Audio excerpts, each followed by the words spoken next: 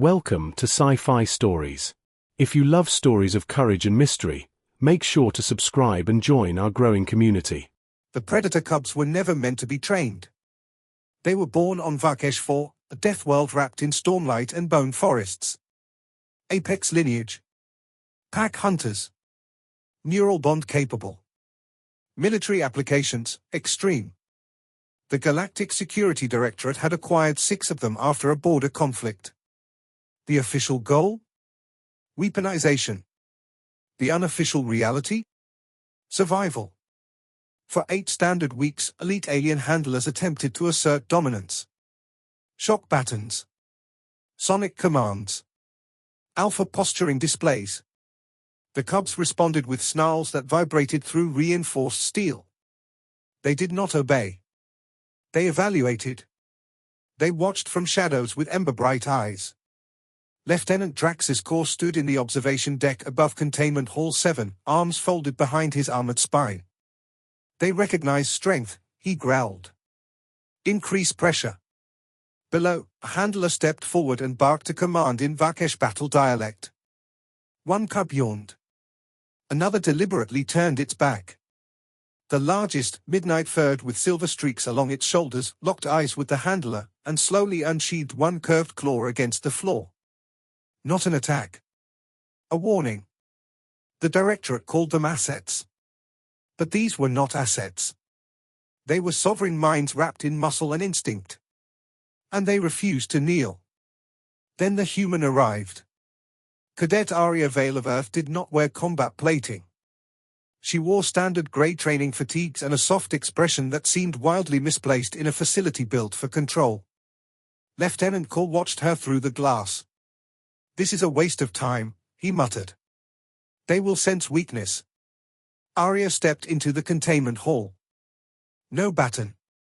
No armor. No raised voice. The cubs immediately went still. 6 predators pivoted toward her as one. The air tightened. Security officers shifted nervously behind blast shielding. Arya did something that made 3 officers curse under their breath.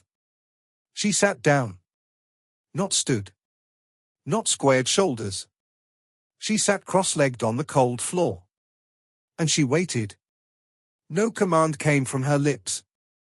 No challenge. Only presence. The largest cub approached first, silent as falling ash. Its nose flared. It circled her once. Twice. Testing scent. Heartbeat. Micro-movements. Arya did not stare aggressively. She met its gaze softly. A slow blink. On Earth, it meant peace. The cub froze. Its ears twitched. Behind it, another cub crept closer. Lieutenant Cole leaned toward the glass. "What is she doing?" One security officer whispered, "She's not asserting dominance." "No," Cole replied slowly. "She's offering choice."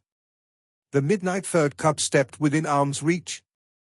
Arya extended her hand, not toward its head, but palm up. Open. An invitation. The cub lowered its muzzle and touched her skin.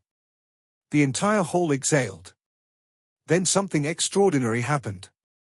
The predator did not bite. It leaned. Just slightly. A fraction of weight placed against her hand. Trust. Arya smiled. Not triumphant. Not smug. Warm. Another cub huffed softly and rolled onto its side, exposing its underbelly in a gesture no handler had ever witnessed. Submission? No. Comfort. Within minutes, all 6 cubs had drawn near her. Not because they were ordered. Because they chose proximity. Up in the observation deck, Cole felt something unfamiliar crawl up his spine. Confusion. Weeks of force had achieved resistance. 10 minutes of stillness had achieved connection. Later, during structured drills, Arya rose. "Sit," she said gently. No amplification. No threat. The cubs Saturday. Not sharply. Not fearfully. Fluidly. Like dancers who trusted the rhythm. Circle. They moved around her in perfect coordination, tails flicking in harmony. She laughed when one nudged her hip playfully. The sound echoed through the chamber like sunlight. Security officers stared in disbelief. "How?" one murmured. Arya overheard. "They aren't disobedient," she replied without turning. "They are intelligent." She knelt beside the smallest cub, brushing fingers through thick fur. "You don't command intelligence," she continued softly. "You earn it." Over the next cycles, the transformation became undeniable. The cubs responded to subtle gestures instead of shouted directives. A tilt of her head. A raised eyebrow. A shift in breathing. They synchronized. Focused. Disciplined. Not tamed. Aligned. Lieutenant Core descended into the chamber himself on the fourth day. He approached cautiously. The cubs watched him but did not snarl. Arya stood beside him. "They don't fear you anymore," he observed. "They never feared me," she corrected. "They assessed me.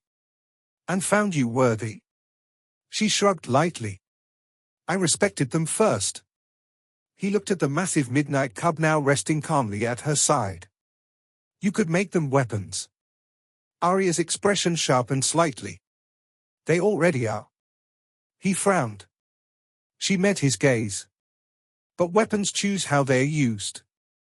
That evening, when the artificial sun dipped below containment skylights, the cubs curled around her in a loose protective ring. 6 apex predators forming a living wall of fur and muscle around a single unarmored human. Not guarding their handler. Guarding their chosen packmate. In the observation deck, silence reigned. Finally, Core spoke. "Update the Directorate files." A subordinate looked up. "What classification, sir?" Core's eyes never left the scene below. "Humanity." He paused. "Status, not dominant by force." Another pause. "Dominant by trust." As Arya ran her fingers behind the midnight cub's ear, the creature rumbled with a low, contented growl that vibrated through reinforced steel. It was not submission. It was acceptance. And across the galaxy, in war rooms and training facilities and predator containment chambers, the lesson would spread. Strength breaks bones. Fear bends spines. But trust? Trust builds loyalty no chain can replicate. And when humans lead with understanding instead of control, even apex predators choose to follow. Not because they must. Because they want to. In a galaxy obsessed with power, humanity's greatest weapon was empathy.